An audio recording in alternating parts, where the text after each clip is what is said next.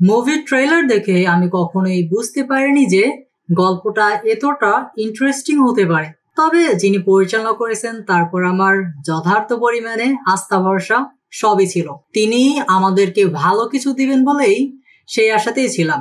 আজকে আমি আকা নামের ওয়েব সিরিজটি রিভিউ করতে যাচ্ছি আপনাদের মাঝে, যার পরিচালনা করেছেন মিস্টার টুইস্ট খ্যাত পরিচালক ভিকি জায়েদ। আর এই সিরিজটিতে প্রধান চরিত্রে যারা রয়েছে বলে আমি মনে করি আফরান নিশু, মাসুমুর রহমান নাবিলা, আজিজুল হাকিম, ইমতিয়াজ বর্ষণ ও জয়ন্ত চট্টোপাধ্যায় স্যার সহ আর অনেকেই ছিল, বাট এদেরকে আমি বেশি ইন্টারেস্টিং বা বেশি প্রধান চরিত্র বলে আমি মনে করি।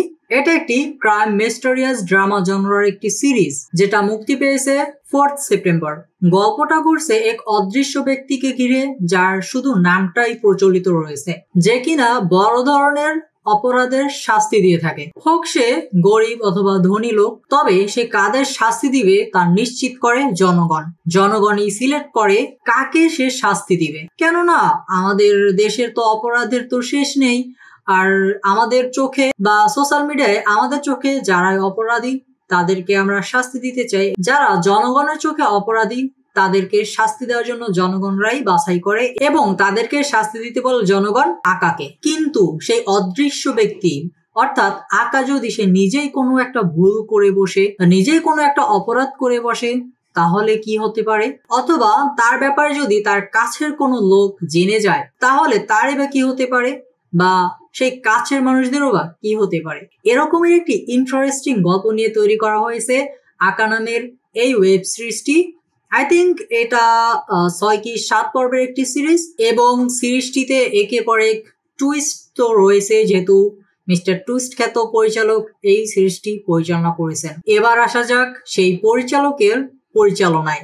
নর্মালি ভিকি জায়েদ তার পরিচালনার যে গল্পগুলো থাকে, তিনি যে গল্পগুলো নির্মাণ করেন, তো সেখানে বেশিরভাগই দেখা যায় যে রান টাইম অনেকটাই বেশি হয়, ডিউরেশন টাইম। তো সেক্ষেত্রে এই সিরিজটিতে তিনি যে ডিউরেশনটা রেখেছেন সেটা আমার কাছে খুবই পারফেক্ট মনে হয়েছে। একেবারে কমও না, একেবারে বেশি না, বাট আই থিঙ্ক মনে করি যে আটটি যদি একটু রান টাইম বাড়ানো যেত একটু বেশি বেশি মানে ফার্স্ট মনে হয়েছে। তবে যেটুকু ছিল বেশ ছিল এবং পারফেক্টই মনে হয়েছে আমার কাছে। আর অভিনয়ের যদি কথা বলি তো সেক্ষেত্রে নিশু, বর্ষণ, আজিজুল হাকিম স্যার এবং জয়ন্ত চট্টোপাধ্যায় স্যার, তাদের অভিনয়ে এখানে মুখ্য ব্যাপার আমি যেটা মনে করি, তারা তাদের যে খেল দেখিয়েছে খুবই পারফেক্ট মনে হয়েছে। স্পেশালি নিশু, বর্ষণ ও আজিজুল হাকিম, তাদের যে অভিনয় কি বলবো দেখার মতন ছিল। স্পেশালি আজিজুল হাকিম স্যার এবং বর্ষণ, এই দুজনে আমি আসলেই ফ্যান, এবং নিশুর ফ্যান তো আগে থেকে ছিলাম। ফ্যান বলতে তার পুনর্জন্ম সিরিজটা আসলে সবারই মাস্টারপিস মনে হয়েছে। তবে এখানে নাবিলা অর্থাৎ মেঘা নামে যে ক্যারেক্টারটি রয়েছে তাকে অনেকটা স্লো মনে হয়েছে বা তাকে খুব একটা ইন্টারেস্টিং লাগেনি। তবে গল্পের ক্ষেত্রে বা গল্পের খাতিরে তাকে রাখা হয়েছে, তো সেদিক থেকে বলা যায় যে ঠিক আছে। আর যদি সিনেমাটোগ্রাফি বা তাদের যে ব্যাকগ্রাউন্ড বিজিএম টিজিএম স্কোর যেগুলো সেগুলোর কথা যদি বলি, তো সেক্ষেত্রে সিনেমাটোগ্রাফি কিছু কিছু জায়গা থেকে আমার কাছে খুবই অস্থির লেগেছে। আর বিজিএম এর কথা কি বলবো, বিজিএমটা খুবই পারফেক্ট বলে মনে হয়েছে আমার কাছে। কেননা এমন এমন কিছু সিন রয়েছে, এমন এমন কিছু দৃশ্য রয়েছে যে জায়গাগুলো যে ব্যাকগ্রাউন্ড মিউজিক ইউজ করা হয়েছে সাসপেন্স টাইপের, আপনার চিন্তাধারার ভিতর ঢুকে যাবে সিন গুলো, আপনি টেনশনে পড়ে যাবেন। এরকম বিজিএম রয়েছে এবং খুবই পারফেক্ট বলে মনে করি এই সিরিজটিতে যে বিজিএম গুলো ইউজ করা হয়েছে। আর সিরিজটা আমার কাছে অনেকটা হারকিউলিস বলে একটা শব্দ বা একটা চেনা মুখ আমাদের মাঝে হঠাৎ করে বেশি উঠেছিল, যে হারকিউলিস কিনা ধর্ষণ করা ব্যক্তিদের ধরে ধরে তাদের মার্ডার করে বা তাদের হত্যা করে। আর এই নামে একটা মার্কিউলিস নামে ওয়েব সিরিজও রিলিজ হয়েছিল, যেটা আমার কাছে খুব ভালো লেগেছিল।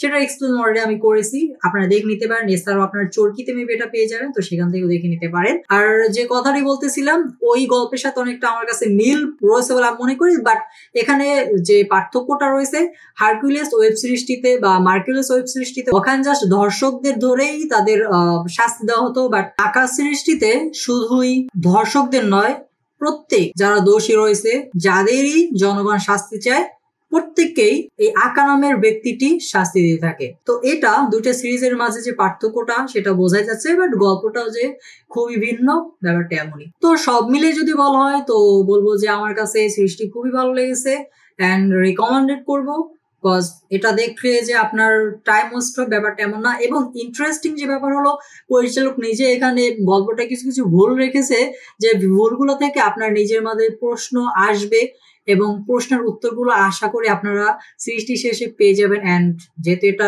মিস্টার টুইস্ট খ্যাত পরিচালকের গল্প প্লাস পরিচালনা, তো সেক্ষেত্রে টুইস্টের পর টুইস্ট তো থাকবেই, এটা আশা রেখেই আপনি গল্পটি বা সিরিজটি কমপ্লিট করতে পারবেন। এবং সবশেষে সিরিজটির সেকেন্ড সিকুয়েলেরও একটা আভাস দিয়ে সিরিজটি শেষ হয়। তো সম্পূর্ণ রিভিউটা কেমন লেগেছে আপনাদের কাছে আমি ঠিক আপনাদের বলতে পারবো না, সেক্ষেত্রে আপনাদের কমেন্টে জানাতে হবে এবং কি কি আরো আপডেট করতে পারি সেটাও জানাতে পারেন। তো আরেকটা কথা হল যে আপনি অলরেডি যদি সিরিজটি দেখে থাকেন বা দেখছেন কিনা সেটাও জানা, আর যদি দেখে থাকেন আপনার কাছে কেমন লেগেছে জানাতে ভুলবেন না। ধন্যবাদ।